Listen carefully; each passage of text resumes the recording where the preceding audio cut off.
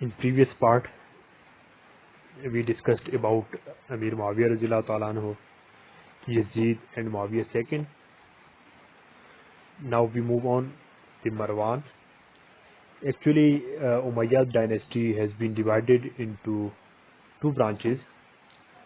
First one called is the Sufyanids. In that branch, there were three caliphs: Muawiyah radhiyallahu ta'ala anhu, Yazid, and Muawiyah II. The second branch of the Umayyad dynasty is known as the Marwanids, because they are the descendant of Marwan bin Hakam. Actually, when the Muawiyah II, the son of Yazid, resigned after 3 months, there was no another person who became a caliph. He resigned after 3 months, becoming the caliph. There was no other person who can be the caliph, as his second brother Khalid was a teenager at that time. So there was no caliph in the Syria. And on the other hand, Marwan bin Hakam, he was in Medina, and in Medina there was the caliph Abdullah ibn Zubair. He exiled Marwan bin Hakam from Medina, and he left Medina for Syria.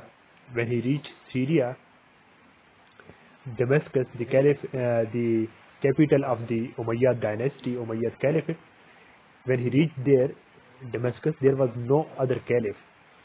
So, as the Marwan was an experienced person and aged person, so people nominated him as a temporary caliph until the second son of Yazid, the brother of Muawiyah II, Khalid, became capable to control the caliphate. When Marwan bin Hakam became the caliph, he changed the nomination of Khalid by his son Abdul Malik.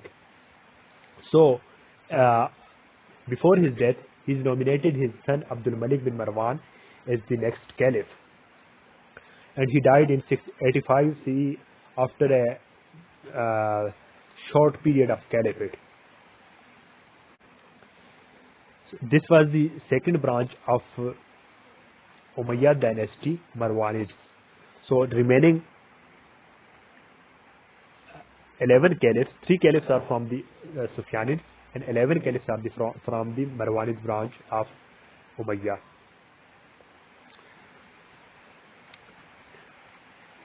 The second or the fifth caliph of Umayyad, and the second from the Marwanids was the Abdul Malik bin Marwan.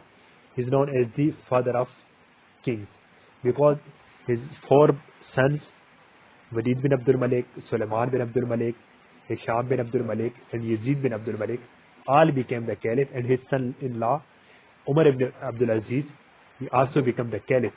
He became the caliph of Islamic empire. That was the biggest empire in Islamic history, as at that time that was the most expanded Islamic empire in the history. So he remained caliph for 20 years. His caliphate can be divided into 2 periods. First period is 685 to 693. This period lasted for 8 years. During this period, both Abdul Malik bin Marwan and Abdullah ibn Zubair radhiyallahu ta'ala anhu were caliphs simultaneously. Abdul Malik bin Marwan was caliph in Syria, and Abdullah ibn Zubair radhiyallahu ta'ala anhu was caliph in Hijaz, that is Makkah, Medina, Iraq, Kufa, and Basra in this region. But his governor Hajjaj bin Yusuf defeated Abdullah ibn Zubair radhiyallahu ta'ala anhu in 692, and Hazrat Abdullah ibn Zubair radhiyallahu ta'ala anhu got martyred. And after his martyrdom, the second period of Abdul Malik bin Marwan started in 693, when he became the sole caliph of the Muslim world. At that time, there were wars with Byzantines. Actually, the reason of these was that taking the advantage of internal disorder and civil war in the Muslim empire, Roman emperors, the Byzantine empire, put up aggression against Abdul Malik bin Marwan, and the Byzantine emperor advanced the army toward the Muslim areas, and at that time Abdul Malik bin Marwan was busy in solving the internal conflicts, internal issues. So he agreed to pay 1,000 dinar per day to the Byzantine emperor.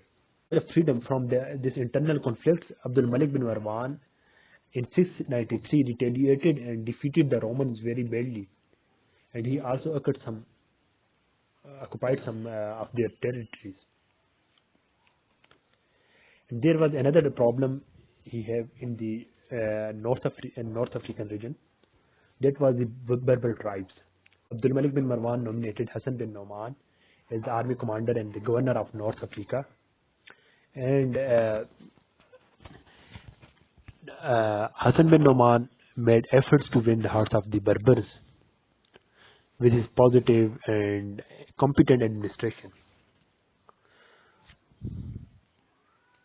Berbers were deeply touched by the kind attitude and his good governance, and they embraced Islam in great number.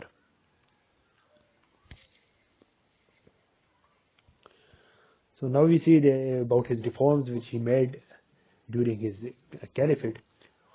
He is the first caliph who declared Arabic as the official language of the Muslim Empire. During his time, the caliphate was widespread.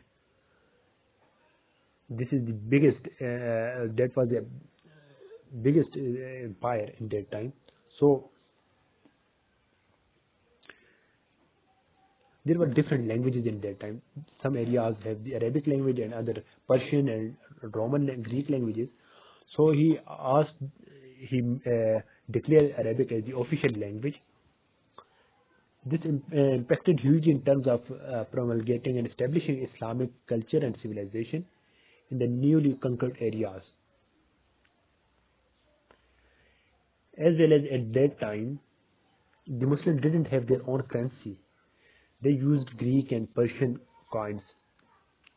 So first time he made the Arabic coinage, that is the dinar gold coin, and dirham silver coin, and first the copper coin. As well as he developed the postal system, and he founded many new cities. For example, Wasit is a very famous city which he developed. As well as he developed the architecture. He was a great admirer of art and architecture. So he paid special focus to the construction of mosques. For example, Masjid al-Aqsa and the Dome of Rock were constructed during his caliphate. As well as he had many achievements, literary achievements. He himself was a great scholar of the day. And his time he requested, during his caliphate, he requested Sayyid ibn Musab radiallahu ta'ala anhu to write the first tafsir of the Holy Quran. Before his death, he nominated his son Walid bin Abdul Malik as his successor. After the death of Abdul Malik bin Marwan, his son Walid bin Abdul Malik ascended to the throne. His reign has been held in high colors. For evidence, following historians are quoted. For example, one historian says, "He is in our eyes the greatest and in every respect the most powerful and illustrious ruler amongst all the commanders of the faithful." William Moore says about him, "We shall not find in the annals of the Caliphate a more glorious reign than that of Al-Walid." Edward Gibbon says about him, "The reign of Walid was famous for the expansion in the annals of Islam." So what was the expansion during his time? Actually, Walid made Muslim empire a tricontinental empire, conquering Sindh in Asia, Spain in Europe, and regions of North Africa. For example, his conquest in North Africa became Musa bin Nusayr as the governor of North Africa. So he conquered many areas of North Africa. After that, he appointed his general Tariq bin Ziyad to conquer the Spain, which he did in 711, which is the most famous Gibraltar and other in Spain. During his caliphate, another important conquest is in Sindh, that is, after the controversy created between Muslims and Raja Dahir, Muhammad ibn Qasim was sent to the expedition of Sindh. He turned down the Hindu might in Sindh and conquered it in 712 CE. And another is the conquest in Central Asia. Qutayba ibn Muslim was another his commander. He appointed two expeditions to the Central Asia. So Qutayba started his expedition from Khurasan, which was already in Muslim custody. From there, he advanced to Balkh, Bukhara, Samarkand, and ended in Kashgar in China in 711. So Walid was the first caliph. He was he did many he had many achievements. He enlarged the Muslim naval fleet. He divided the fleet into 5 different parts. He did many works of social welfare. He himself was not a literate man, but he had the great love and admiration for the scholars. He issued the scholarships and stipends for the scholars and provided them help to promote the knowledge. As well as he did the many developments in arts. After his death, his another brother, Suleiman, became the caliph. Suleiman remained caliph for 2 years. Before his death, Suleiman bin Abdul Malik nominated his cousin, his and brother-in-law, Umar bin Abdul Aziz, as the next caliph, which is known in history as the Umar II.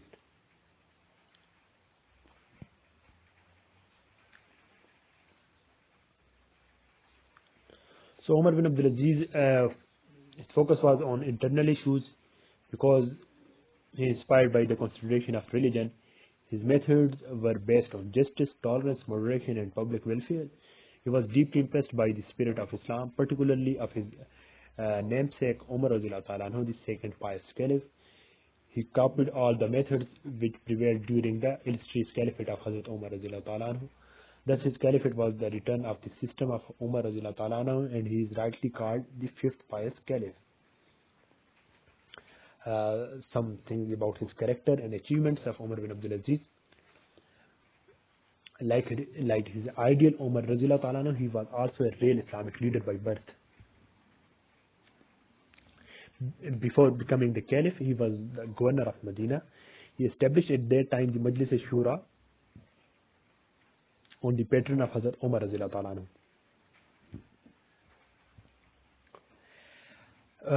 When he was made successor of Suleiman bin Abdul Malik, he refused to accept his succession until it was ratified by the people at their time according to the Islamic way. So we can say that from the election to the last day of his rule, he was an Islamic caliph. As you know, Hazrat Umar Radhiyallahu Ta'ala Anhu ensured the provision of justice. So he also was a paragon of justice. He was more concerned about the selection of a Qazi than a governor. Most take care in this about nominating some person as a Qazi. His justice were regardless of the family status or influence of offender. As well as when he became the caliph, at that time Arab considered themselves superior to non-Arab Muslims. So there was some kind of ethnic differences in the Muslim empire.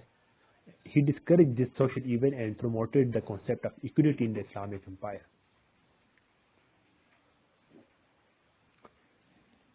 nature was peaceful and reconciliatory nature. So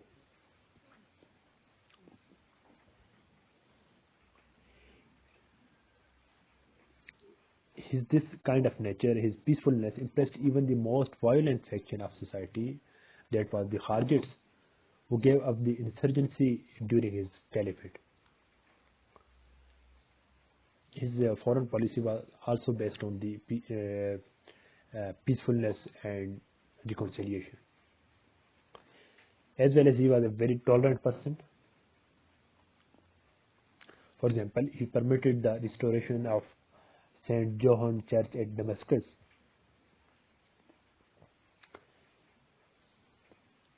And he also ended the Umayyad political hostility. As well as he gave back the Garden of Fadak to the heirs of Holy Prophet ﷺ. And last but not least, he was a simple and modest person. He adopted the lifestyle of Hazrat Umar radiallahu ta'ala anhu, the second caliph, Umar first. He asked his wife to discard jewelry given to her by her relatives, and he himself returned all the lands and property which he received from his elders. We can say he was far from the worldly desires and ill-gotten gains.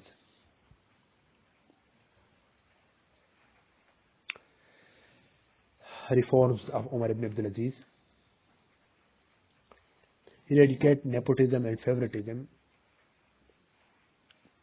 He returned exploited property. For example, he gave back all the properties which were taken by the earlier caliphs from the people. He did many reforms in the revenue department. His treatment with Zimmis was very good. Zimmis are the non-Muslim citizens of Muslim Islamic Empire. He preached Islam very effectively by his act. He made the ban on un-Islamic traditions. He did many works of social welfare.